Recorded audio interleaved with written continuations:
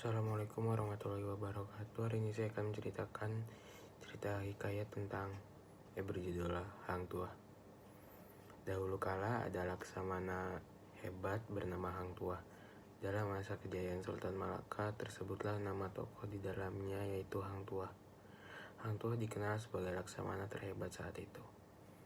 Panglima tertinggi yang memimpin pasukan di lautan seperti Gajah Mada pada kerajaan Majapahit. Hang Tuah yang cerdas dalam kepemimpinan pasukan di atas laut juga banyak menuturkan kata-kata bijak. Di antaranya adalah Esa hilang dua terbilang. Berdasarkan naskah Babat Raja-Raja yang ditulis menggunakan bahasa Arab Melayu, Hang Tuah lahir di kampung Sungai Duyong sekitar tahun 1444. Ayahnya bernama Hang Mahmud dan ibunya bernama Dang Merdu.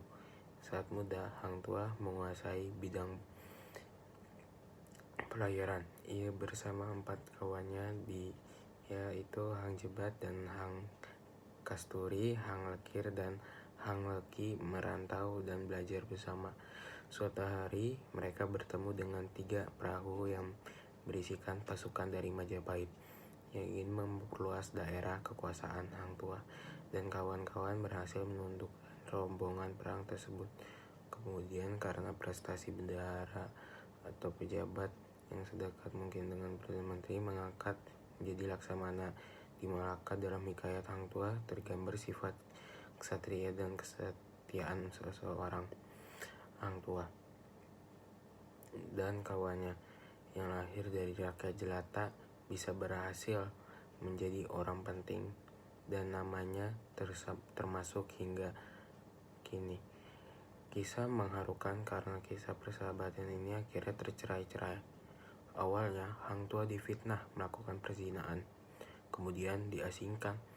Yang tidak terima hukuman yang diberikan ke Hang Tuah, mereka pun mengporak-porandakan istana raja. Saat itu Hang Tuah dipanggil kembali oleh raja menumpas pemberontakan yang dilakukan oleh sahabat sendiri. Tanda kesetiaan kepada raja, Hang Tuah pun berhasil menumpas pemberontakan tersebut dan menembus keris yang ke tubuh sahabatnya sendiri, dan itu Hang Jemat. Ia tidak tahu akibat melakukan pemberontakan tersebut demi membelanya. Melihat sekilas peristiwa yang terjadi, hatinya pun gamang dengan nanar. Hang Tuah pun kemudian meninggalkan kerajaan dan ia tak pernah lagi kembali ke posisi tingginya sebagai laksamana di Kesultanan Malaka. Begitulah cerita hikayat Hang Tuah. Terima kasih.